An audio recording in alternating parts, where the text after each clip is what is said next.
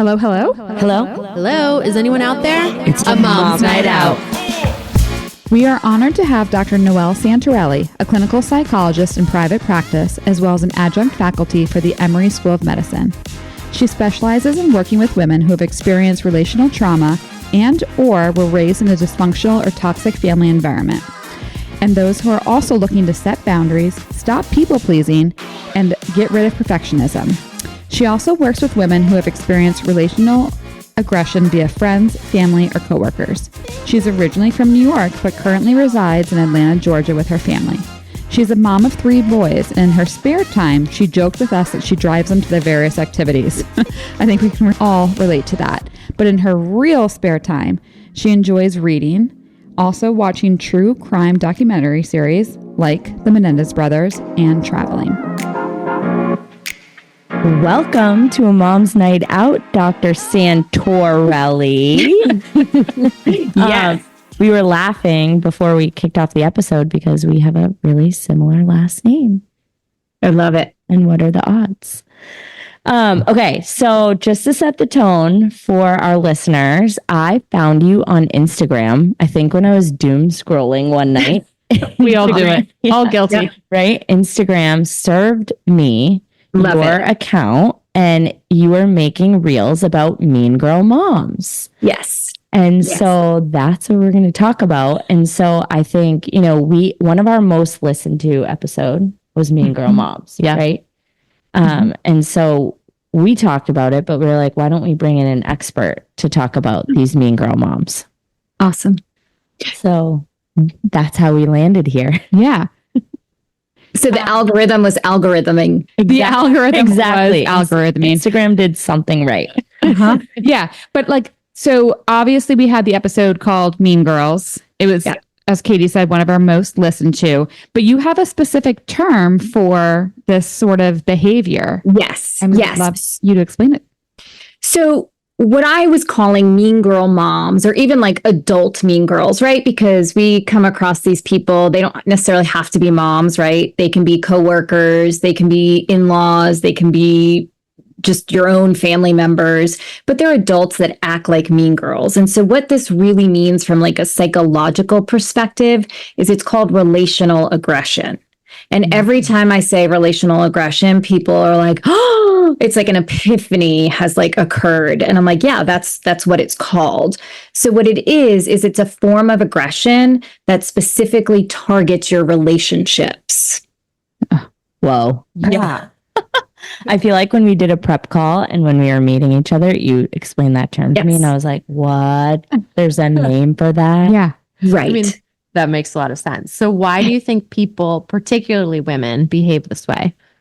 So traditionally speaking, and another word for it is sometimes covert bullying. So you can call it covert bullying. You can call it relational aggression, or you can call it alternative aggression. But sort of the real name is relational aggression. But historically, boys have kind of been socialized to be allowed, if you will, to be more physical with their forms of aggression, right? It wasn't really frowned upon if boys were sort of getting into it, right? Boys will be boys. But girls, if girls are being aggressive or girls are using violence, historically, that was really frowned upon from like a gender perspective. And so girls are more socialized to be more polite or demure or not show their anger in the same way. And so girls have become more savvy over time, and they will use a relationship as their form of aggression. Whoa. Yeah, that is crazy. Because over time, it's going to be strange to see a girl punch another girl, right? Oh, yeah. It's just sort of like, that's weird. Whereas if a boy does it, you're like, that's wrong, but you don't think it's weird, right? That's so true. So girls started to do things like, well, I'll just tell Jane why Kate's really an asshole, right? That's their form of aggression, is they use it where it hurts. And girls are more relational in nature historically than boys. So when girls get around and talk, right? Like, we like to talk about feelings. We like to talk about relationships. We don't talk shop, right? So true. We're not talking cars or the new grill, and this is very stereotyped, but men talk true. about things. Right. Women talk about relationships. That because is so that's what true, though. matters. I know. That's so true. You think when your husband goes out for guys and you're like, so They're what not- happened? What's Yeah, they're not going on? gossiping And they're about like, people. like, No. I don't know. No. He got a new car. Yeah. They're like, hey, I got a new leaf blower, like a backpack one. And you're like, Totally. cool. Yep. Okay. So when you and I talked, you had also mentioned, and you talk about it on your Instagram a lot, that there are certain people who are more prone to be targets of this behavior. And to me, that was like an aha moment. So I think people listening are probably thinking, why is this always happening to me? Why do I always get targeted by mean girls? Is there something wrong with me? But you told me there's a certain type of person who is prone to being targeted. Yep. So, and I wouldn't even say it's a person, but it's certain qualities that certain people may have. And so some of those are early experiences with dysfunctional or toxic relationships. Yeah. So that could be someone who grew up in a dysfunctional family home, or where they had an emotionally immature parent, or they had some sort of toxic relationship early on with their caregivers. These people sometimes are more used to tolerating things like gaslighting, manipulative behaviors, guilt tripping. And so when it happens in a grown-up relationship, it doesn't really register right away because it kind of feels like, oh yeah, there's that again. So it's a tolerance thing. It's a tolerance thing. So it can be. So you don't recognize it as, what the hell was that? You're like, oh, there that is again. Interesting. Sometimes people pleasers, because they are so worried about setting off, upsetting someone else, right? They're not gonna say, I think that was weird. Did you just say that out loud? Because they're not gonna want to offend anybody. So there's certain qualities or characteristics of people, or people who really want external validation. That's another one. So if you have those traits, you might find that you're often in these relationships and you're like, why me again? Yeah. Totally see that. I'm like, oh, me. That's me. But it does make sense. Wow. Okay. I just want to shift a little bit. So you are obviously a licensed therapist, but you haven't always specialized in this particular topic. You made this reel and it went viral. Yes. It definitely struck a nerve with a lot of people. Yes. Like, why do you think that was it? That's what, Yeah. So it's not like I sit around all day in my private practice talking about mean girl moms. I'm starting to, but that was originally something that I observed as, just as a mom and as a psychologist. And working with children and families for a long time, I always knew about covert and overt forms of aggression. And so when my kids were in elementary school, I'd be like, oh, that's covert aggression. And I would see it everywhere. But administrators and teachers aren't really taught about that. So they don't really know what to call it. Okay. I mean, they're aware of things that are in front of your face, but they're not as aware of these underhanded, subtle behaviors that are purposefully kept underground by the person doing them, right? So it's not as obvious. So I noticed it in the kids, and then I started noticing it in the parents of the kids, or that the parents just were also oblivious to it. And so when I posted it, I was really surprised, actually, that so many women came out and were like, oh my God, this is happening. This is happening to my kids. This is so painful. I feel so ashamed. I feel so embarrassed. And I think it really struck a nerve or a chord because it is one of the most humiliating and shameful experiences if you're on the receiving end of it, especially if there's a group, like a clique of moms or adult girls. But when it touches on your child, you have so many mixed emotions about, am I not protecting them? Have I done a bad job with them? Why am I being targeted? So you get into protective mode and you also get into shame mode at the same time. And I think that's a really messy combination of feelings to flush out. Oh my gosh. Yeah. Yeah, I can relate to this so much. Same. Do you think that there's power in putting an actual clinical name to the mean girl behavior? 100%.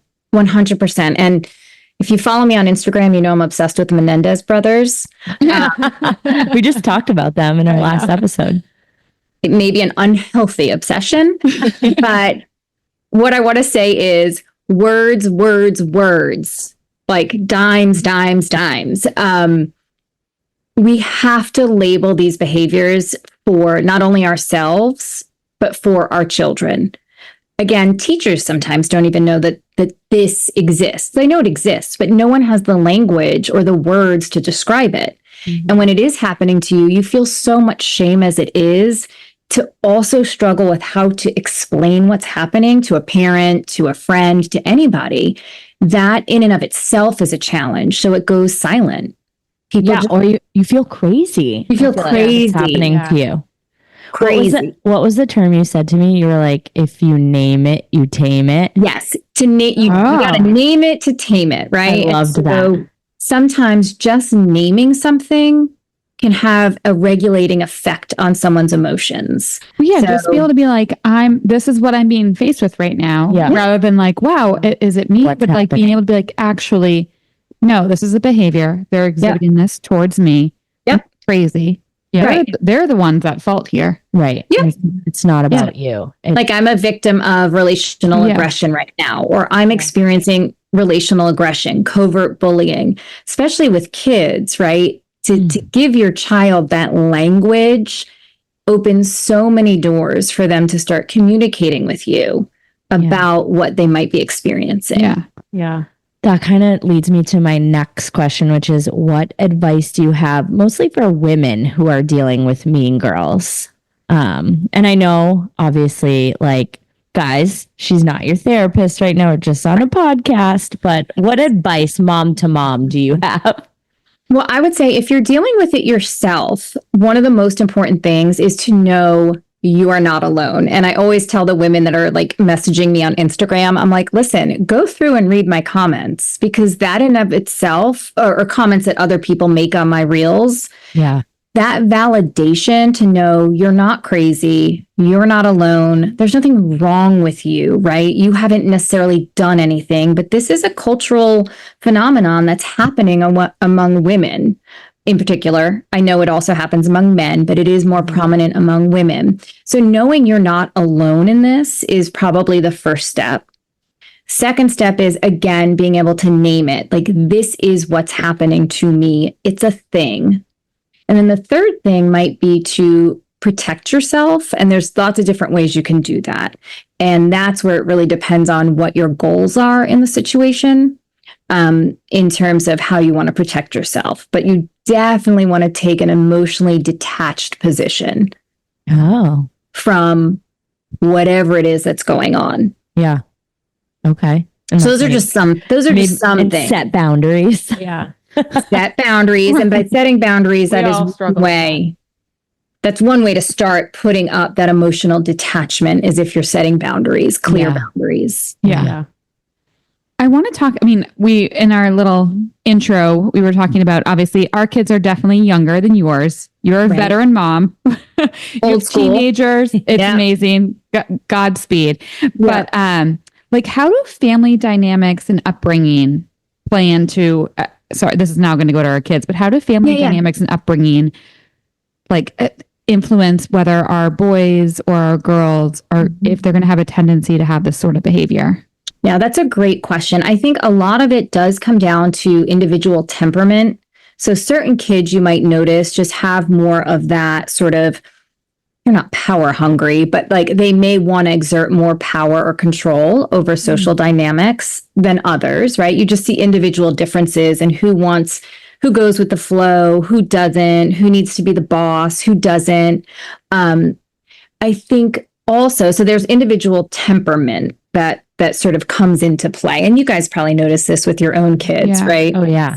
Especially having multiple kids. You're like, exactly. Okay, right? Yeah. This one's this way. This one's that way. Right. Raising kids, nobody warned you of how hard it is.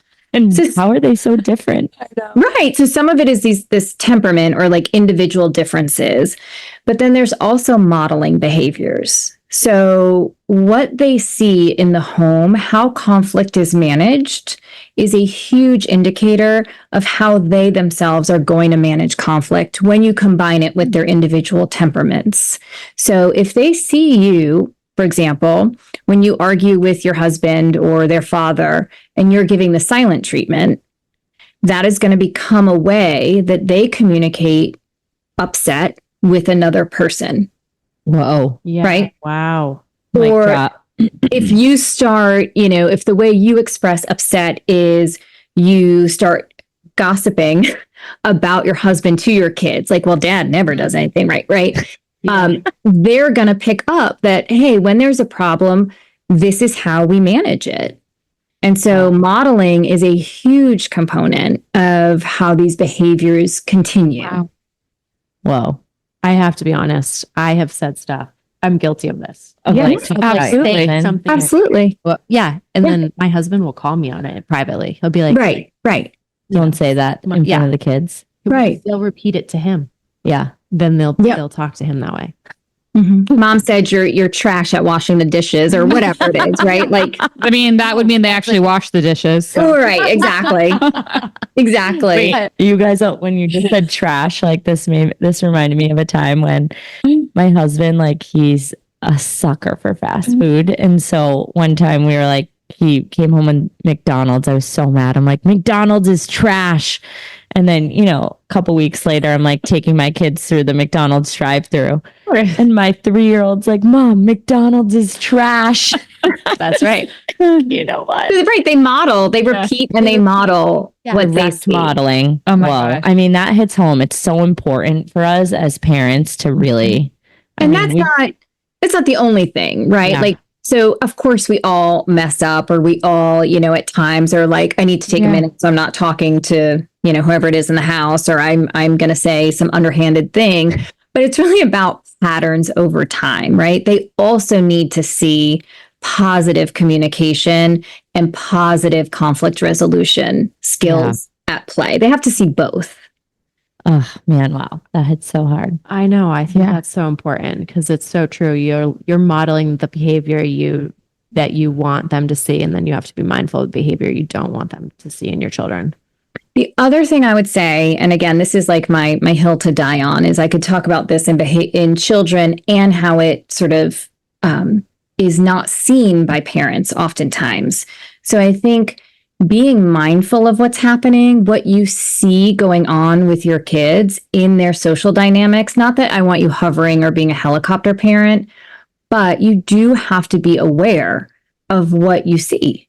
And so lots of times you might see something and shrug it off, and that may be appropriate. But if your kid does come to you and says, something happened with Johnny, you don't want to say, well, boys will be boys or girls will be girls, right? You want to say, let me take a look and see what's happening here. Yeah. So mindfulness and awareness. I think it's a question of how do you, if you see your kid being a mean girl or a mean boy, how do you handle that? And then vice versa, if your kid comes to you and says they've experienced this behavior, like how do you handle it? Yep. And I think, depending on the age of the kid, right? So let's say we're talking about like elementary school where parents might be more involved than, let's say, the teenage years. The first thing you're definitely going to want to do, if you hear them saying someone is doing this to them, one of the most important things is empathy and active listening. So that sort of, shortcut, well, I'm sorry, that sucks, or boys will be boys or girls will be girls. That's not really active listening. You want to listen and you want to make them know that they're not crazy for feeling that way, right? So you might throw in, I'm really sorry. That sounds really painful. And I know what that feels like. Oh, I love That's happened to me. If you have any experience with it, right? It doesn't have to be the exact experience, but you want to let them know that you get it, that you're really understanding. And then you want to try to coach them in appropriate conflict resolution.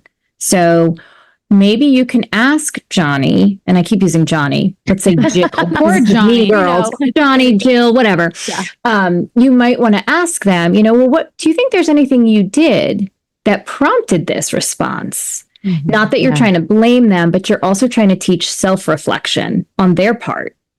And so you want to walk them through, okay, what's my role? What's the other person's role? And then you might want to talk through different options they have, right? So they have the option to ignore the person, of course, to just walk away. They have the option to confront the person. They have the option to tell another adult, like at school. Mm-hmm. So you really want to walk them through that they have options. Oh, I never even thought of that. That's amazing. Like they're not stuck. They have options, and it's going to depend on the situation because you want to give them a sense of agency. I love that. That's so helpful because I feel like we sort of like put our own experiences on our kids as people and humans. And I feel like I would be like, well, I would say this, or maybe you should not be friends with that person. But I love them options instead.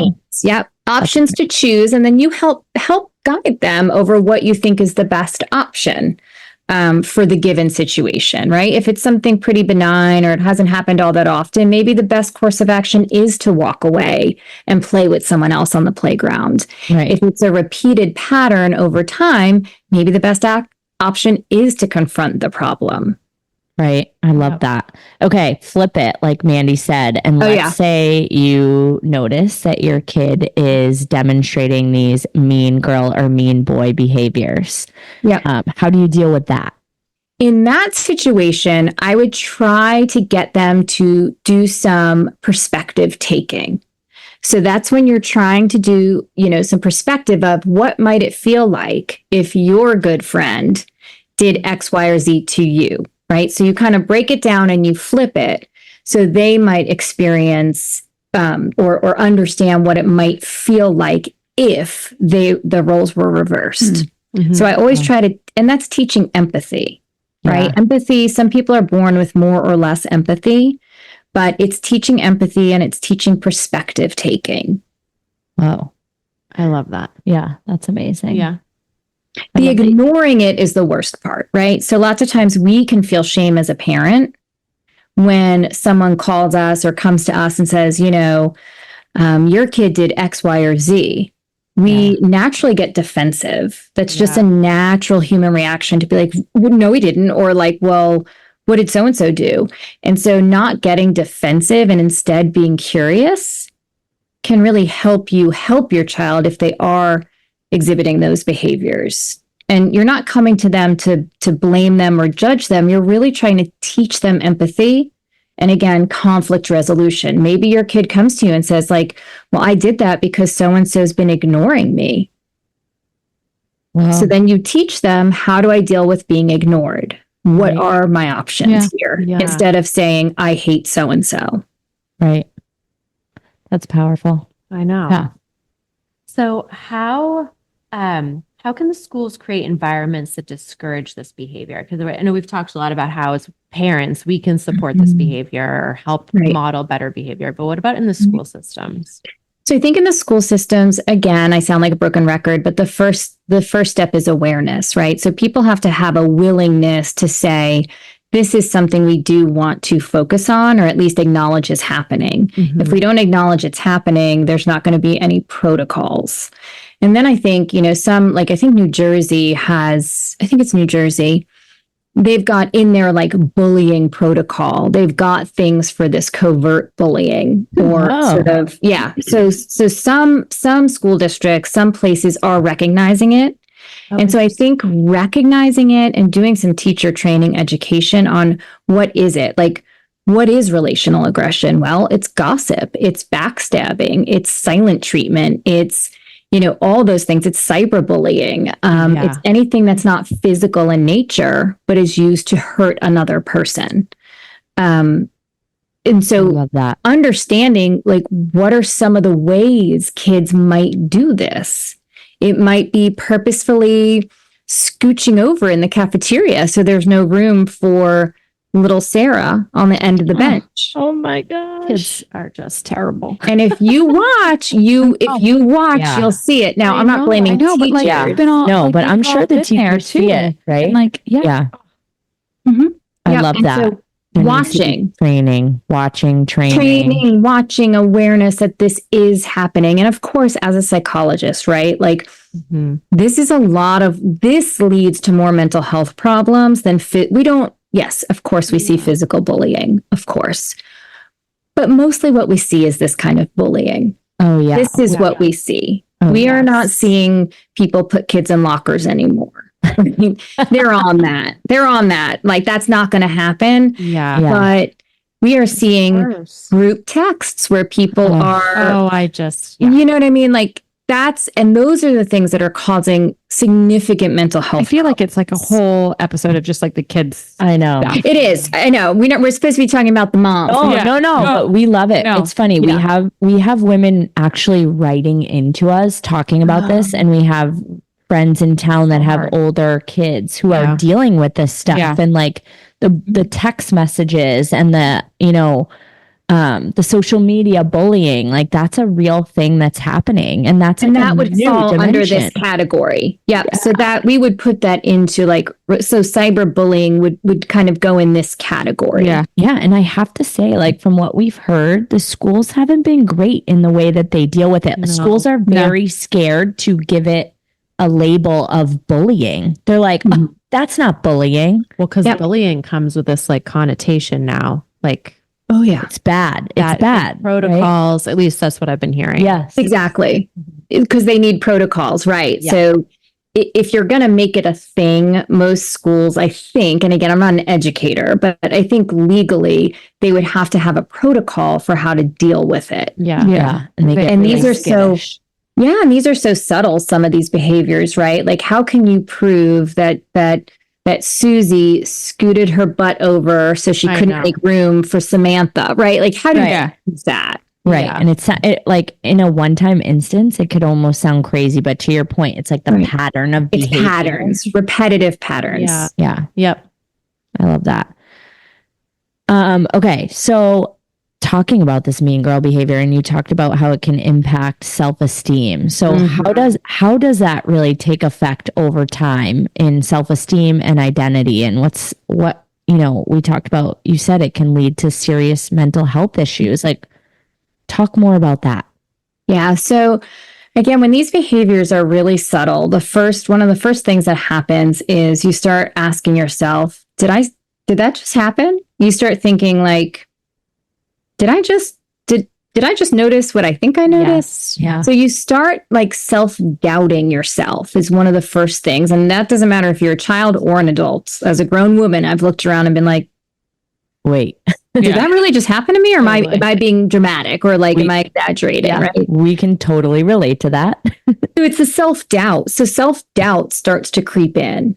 So you've got self-doubt that's creeping in and making you start to sort of not self-validate your own feelings or experiences. You're questioning your own experiences and your own experience of reality. Then you can start to feel embarrassed if people really are not liking you or are doing these things to you. Why? What is it about me? Why is it sort of, and again, with relational aggression, it usually starts with one person, but it usually grows, right? It spreads across a group, and there usually becomes a victim and a group. Mm-hmm. Yeah. So it's not usually just one-on-one. So then you start thinking, why am I being attacked? Yeah. You're embarrassed, you're ashamed, you don't share with anybody. You start to feel anxious about going to school or dropping your kid off or going to the kids' party if it's happening as an adult. Mm-hmm. And you start to then develop, some degree of like social anxiety. And then you start isolating because you don't want to deal with it. It's crazy making. You feel crazy. You feel sensitive. You feel almost paranoid at times. Mm-hmm. And so then maybe you start withdrawing and isolating. And withdrawing and isolating can lead to increased depression. Yeah. So it's a big deal. It's like it's a big deal. Like, it can really, really snowball. And it can snowball in lots of different directions. And especially too, like if you're a mom and you're just trying to take your kids to a play date and you're met with not nice moms, like that's really hard. It is. because you want to get your kid out there and you're thinking you're the best thing for your kid, but like, that's very hard. It's really hard. One of the things that really, that I notice as a parent and a sports parent is when new kids come into a team or onto a team, it really doesn't take a lot for me to go up to another parent and say, hi, I'm so-and-so. Now, granted, I'm outgoing, I'm introverted, I'm not shy, but, I'm outgoing, but it really doesn't take a lot to say, are you new? Or what's your name? Or who's your kid, right? Like there was something I read saying anytime you're standing in a group at like a sports field or even at like a kid party or a school event, make sure you're in a horseshoe. Don't be in a closed circle because when you're in a horseshoe, that always invites room for one more. I like that. I like that too. Always be in a horseshoe. And like reach out. Like it can feel hard to say, hi, I'm so-and-so. Welcome. Right. Welcome people in. I think that's I'm definitely guilty of not probably doing that. Yeah, because maybe you're shy or you have your guard up, but I think anyone listening, like say hi first, right? I'm trying to do that more and more. Me too. And if you can't, use your body, right? If you can't say hi, if you are more shy or you feel more uncomfortable, you can you can make sure if you're talking in a group of women, you are standing in a horseshoe and you're not closed off, right? You can use your body language to demonstrate. Even in a horseshoe, I'd be nervous to walk up to a group of people I don't know. Or what about eye contact? I feel like so many times I've been talking to women in a group and someone will not make eye contact with me. I'm like, hello, can you see me? Am I invisible? I know. I did want to share. So we should have shared this at the beginning.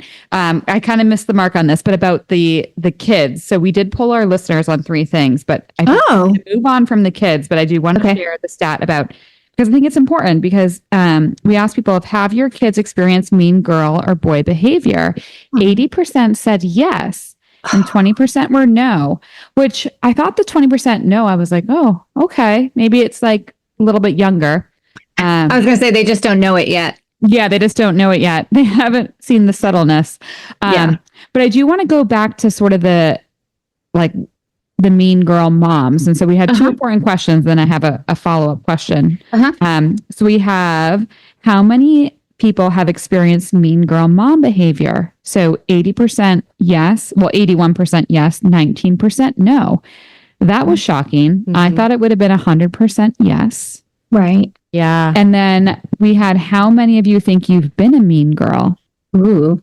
30%, 33 yes, 33 no, and 33% maybe. I wish we had asked you actually what you thought. I know. Oh, yeah. Oh, yes. That would have been a good yes. You have guessed that?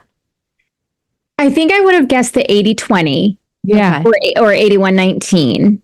Yeah. And to be fair, when I do those polls on Instagram and I'll directly ask because I'm a loud mouth. And so I'll say, what do you mean? No, because I'm genuinely curious, right? Yeah. Like, genuinely, I'm like, hey, I want to know. I'm trying to understand this behavior.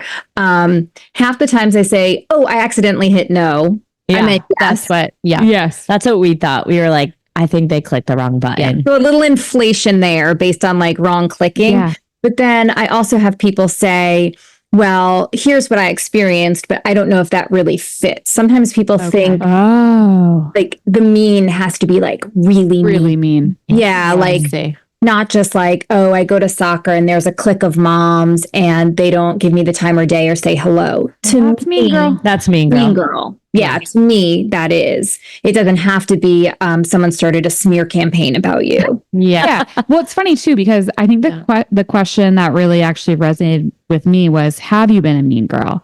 And like in your head, you want to say no. Right. But then I was actually like, yeah, actually, I think I have been. Yeah. At some point. And that's really hard to admit. But there's been times where like, yeah, maybe I don't say hi or I'm not inviting you. And that was a hard thing. Yeah. Anyway, so that leads me to the question of, what if somebody listening is like, hi, oops, me, guilty, it's me. I think I've done this to someone. Like how do we try to work on ourselves and be better? Yeah, I think it's really important to acknowledge. I think most of us probably at some point have been that mean person or perceived as that mean person, intentionally or not, to someone else, right? That's just life and that's dynamics. Totally. I think it's really important to be willing to self-reflect and say, that might have been me. And how can I do things differently? So if you're like, yeah, I clear as day was really nasty, depending on your situation, you may or may not want to go back and give an apology, or, again, depending on the relationship. I'm sorry, I yelled at you across the way and called you a name. Yeah, that would be 2012. I've not done that. You can let that one go. If there was like a really good relationship you had that you lost and you reflect and you're like, maybe I was kind of an asshole, right? Like maybe you do want to go back and repair. But really, I think self-reflection and knowing small things you can do over time to not be that person. And again, it comes down to awareness. How are you carrying yourself? How are you showing up at places where there are other women? Can you sort of look around the room and think, okay, that mom or that woman's here alone. She doesn't know anyone. Yeah. How can I could engage be better her? at that. Yeah. I love that. And lots of times it's not. And I also tell my clients, but also, people reaching out to me on Instagram, we also want to be careful not to put intentions on people that are mean when maybe they're just shy, anxious, distracted, having a bad day. overwhelmed. Right. So you really want to be careful. You're looking at patterned behaviors and not like one-time incidents where we're just like, "Ooh, she's mean. She didn't say hi to me." Right. Yeah. We want to also be aware of our own reactions and how we're interpreting behaviors. I like that. That's something that personally I'm trying to do lately. I'm like, oh my gosh, I shouldn't take that so personally. Cause like I've been there and like had a shitty day and I don't want to talk to anyone. So I don't talk to anyone at field hockey practice. Right. Yeah. Well, sometimes I'm like, well, they didn't say hi. So like they don't want to say hi. I'm not going to say hi to them. Like, why didn't they say hi to me? And you get like in your head in your own and you're like, well, and then you're both probably like, she's not being very nice. And meanwhile, in my head, I'm like, she's not being very nice. So either. true. When I was preparing and reflecting for this episode, I mean, I truly was like, oh my gosh, I've been a mean girl many times.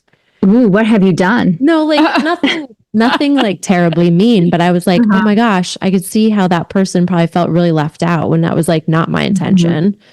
And then I was reflecting how I've been sensitive to other women. Yes. Right. And I know that was probably not their intention. And I was like, oh my gosh, I've been going about this whole, because when you become a mom, it's new. It's new. It is. Social circles, you have to relearn so much. It's not like you're just showing up to college or to a new job and everyone's a little bit more welcoming. Yeah. Yep. And there's existing relationships, right, that are there. And it's funny, even just having this podcast, I think people probably thought for a little while we're cliquey and we don't hang out with anyone else. And from our side, we're like, how come no one's inviting us anywhere? Is it because we have a podcast? Yeah.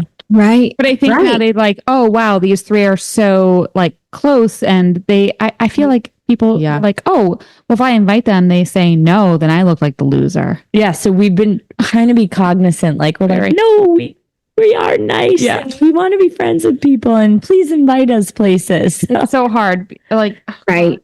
so hard. Well, there's a book in the Company of Women, which talks a lot more about like women dynamics, but like particularly in the workplace. Ooh. But it definitely translates to, I think, groups of women everywhere. I'm going to read this book. Yes, I love Workplace that. is a whole new ball of It's wax. so good. And so they talk about sort of, they call it the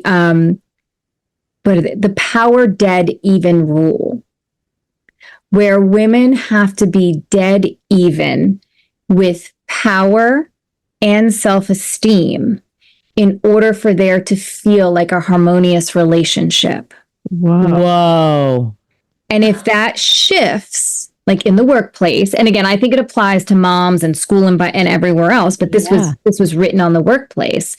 And there's all different ways that we judge other people's power. So your power might be, one of your powers might be that you're seen as a clique, right? This clique, this threesome who has a podcast. Yeah. Other women could perceive that. You get a power check. If you're attractive, guess what? You get a power check.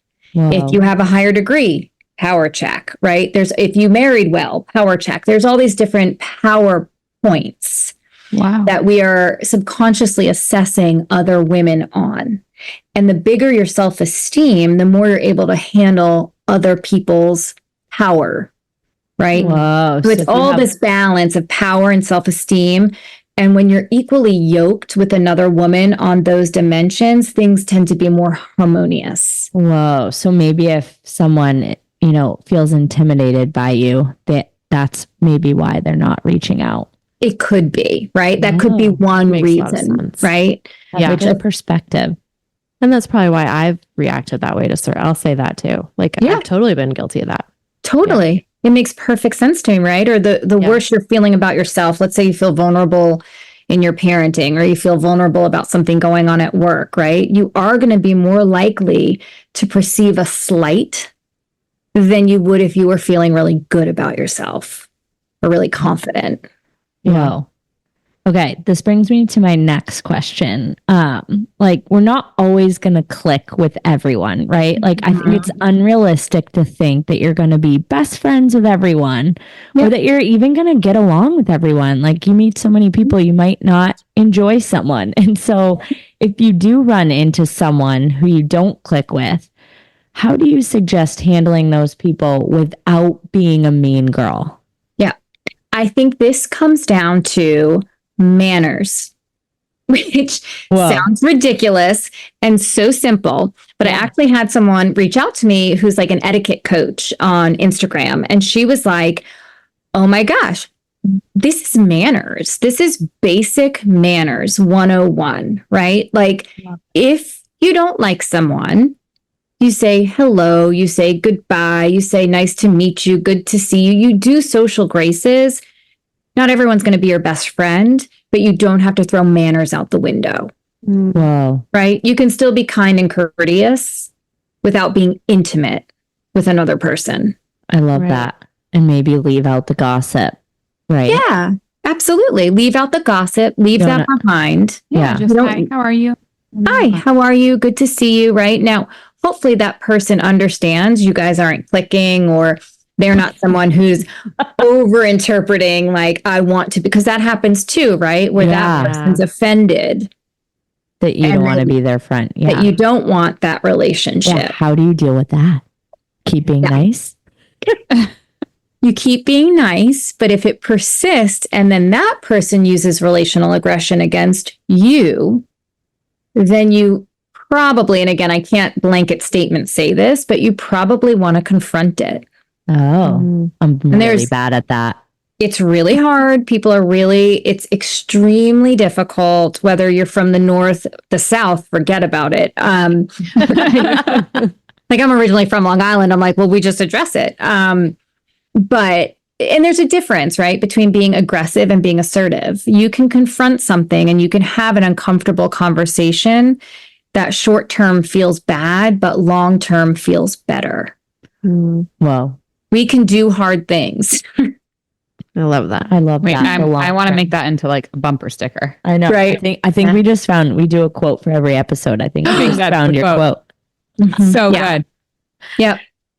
Oh my God. So you might have to confront it and say, I know that, you were hoping we could have a bigger stronger relationship, or we could spend more time together, or we could do more things. And at this point in my life right now, I'm not really able to do that. I'd like to be friendly, but I don't have room for more friendships. Wow. And that's okay. Yeah, it's okay. I think, like, to wrap it up, and this is kind of going on the last, of how we deal with this. If you could sort of talk about maybe some behaviors that women could exhibit just to, unsubscribe to this mean girl behavior, right? Yes. Like, how should we be out living? Like, yeah, and shutting it down, like, if we see it, and make sure that we're not participating in it. Yeah. I think number one, I would say celebrate successes of other women. Yes. Love that. Big or small. I love that. It's not going to kill anybody to say, hey, I saw Susie's art project. That was so nice. That was really it looks like she put a lot, like I really liked that. Like it's not going to kill you to be kind and give out a compliment. Such a good reminder. Well, It really doesn't take a lot. And that really fills the other person's bucket. you could make someone's whole day. Yeah. Whole day, right? So we can give small courtesies. You can be, observational. I may be too observational because I'm out there like looking. Yeah. Now I can't not see it. It's terrible. Yeah. But be observational, right? So if you see someone sitting alone, just like you would want your child to do, right? Yeah. Again, you want to model that behavior. Yes. You don't want your good kids to reminder. hear you sitting around gossiping, Right. right? And there's a difference between talking about someone and talking against someone. Whoa. Because gossip is connecting, right? Gossip is a way that females bond. Gossip is a way that females connect. True. Talking about someone is very different than talking against somebody. Yeah. Whoa. Different Wow. vibe. Yeah. Well, I'm just for sure. yeah. I know. You're So my I'm just job soaking it all in. We're gonna go after this episode. We're gonna reflect. And I like even to the first point of if you see somebody sitting alone, like just go say hi. And I can think of so many times in my life when I've been at a place and somebody has come up and welcomed you into a group. Yeah. And think of like how that makes How you nice feel. it It's so feels. nice. So nice. And it's Yeah. such a little So effort on that person to come over and just say hi. Hey, Like, yeah, Yeah. how are you? Yeah. What's your name? Or, something like it's such that. a good reminder. It's funny. There's a mom in town who I'm like getting to know, and she's always like gives me the warmest, biggest smile just at drop off and everything. And I texted the girls like, so nice. And doesn't that just fill your bucket? Like, don't you just feel Yeah. great? Yes. I'm like, oh my gosh. And it caught, yeah. I know, it is really nice. One other thing I will say that I've come across quite a bit. Now, again, I teach interpersonal effectiveness in my private practice. So how to be effective and communicate and get what you want while keeping the other person still liking you and feeling good about you. So I get it. I teach this, right? Whoa. So Yeah. How do I sign up? the whole thing. The whole thing. It's great, actually. Do you take virtual clients? I do. I have a whole virtual group on it, actually. Ooh. But so I'm very versed in this. I get it. But if someone reaches out to you, and this is just a PSA to all the moms out there, if someone reaches out to you about a behavior or one of your children's behaviors, answer it. Love that. Oh. Okay. Don't ghost it. There's people that are ghosting it. That's not in my DNA. Just this weekend, I sent some texts about No. some incident that occurred at a birthday party for my 8-year-old. And you got ghosted? Oh. Well, I texted 6 parents. That's a lot. That's a lot of work, but I did it. And one of them just didn't respond. And there's continuing to be issues at school, relational issues. Yeah. And I'm like, I know this isn't a bad person, right? I always Yeah. try to assume this is not a bad person. Yeah. This is someone who's probably avoiding Yes. out of anxiety, right? Totally. And that's not helping anybody. Totally. So I would say, again, tolerate the short-term discomfort for the long-term gain. You can have a 10-minute uncomfortable conversation Yes. Yeah. for the benefit of what's going to come from it. Yeah. So I do recommend true. parents don't avoid. Nothing good is going to come from avoiding it. Yeah. I love that. Yeah, but even in advice. adult relationships too. Oh yeah, even an adult. Yeah. No, that's Life is- amazing. Like life is really tough. Like life stuff. I just want to go curl up into the corner with a blanket. Maybe you guys could bring me a glass of wine. I know. Yeah.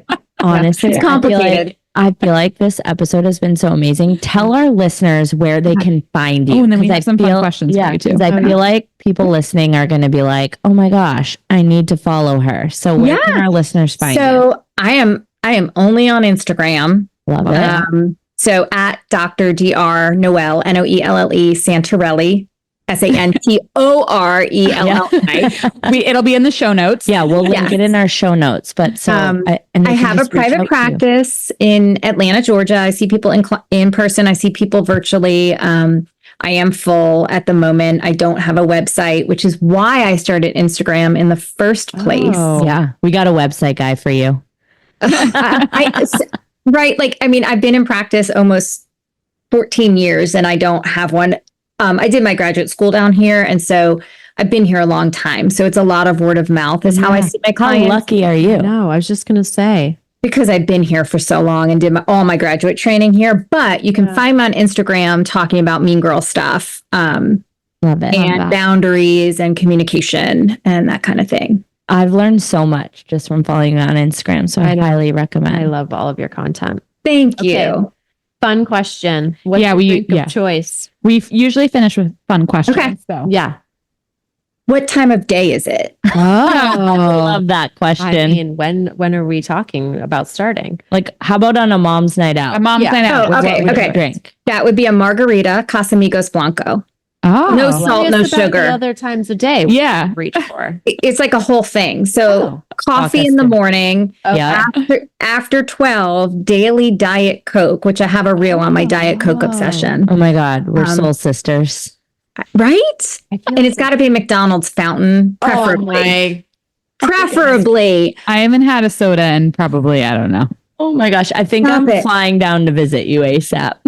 Yeah. I mean, Chick-fil-A, the ice in the Diet Coke. Also good. Chick-fil-A, that is the second best. Mm-hmm. I know. Apparently you can get your own ice maker, Pebble ice maker on Instagram. I know. I almost bought it. I'm close. I know. It's on my wish list. I think we should get one for Christmas. We'll link it. It's a little dramatic, but I really want it. Right? I'm like, where am I going to put that? But I need it. You'll find a place. All right. How do you unwind? Doing this. No, I'm just kidding.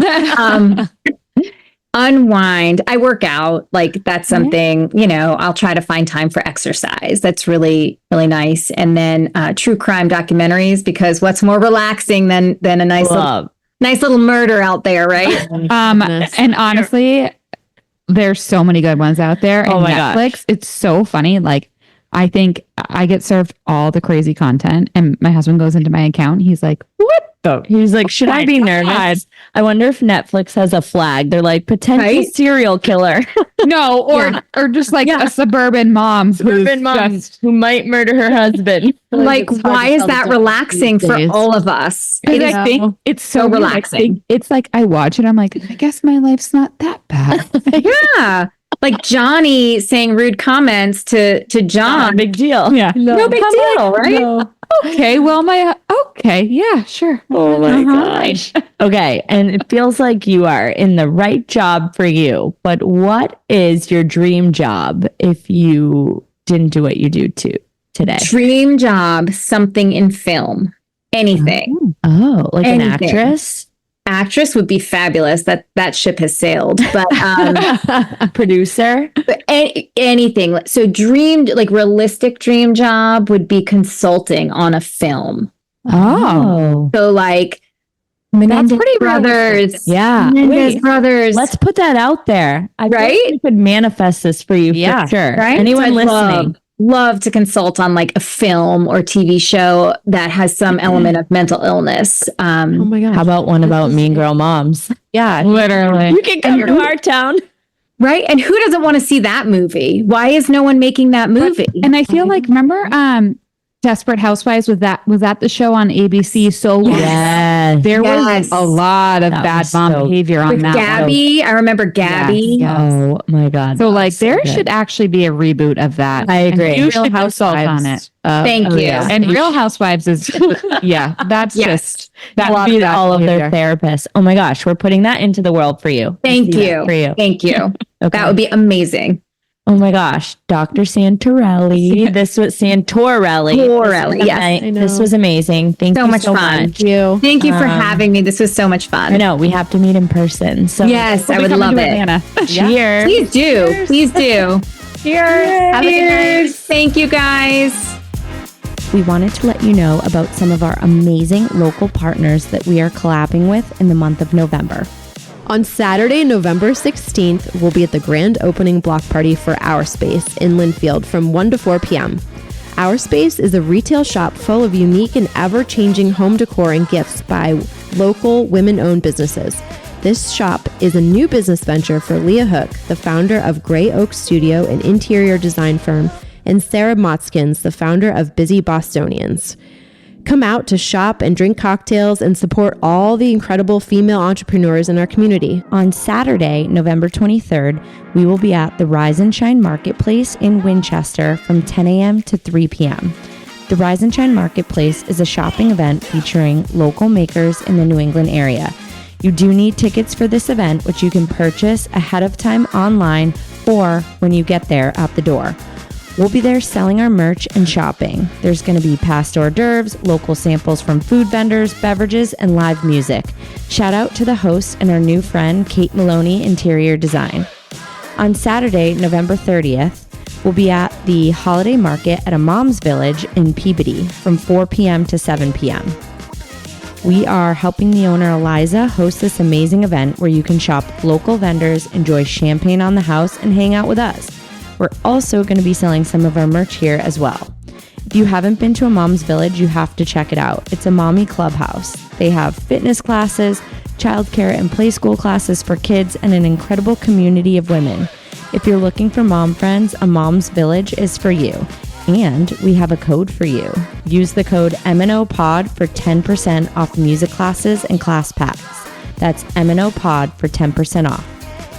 We're going to post the links and info to both of these incredible events on our Instagram page. Come hang out with us. We love chatting with you guys every Wednesday, but we love even more to be able to meet you and hang out in person. So we hope to see you there.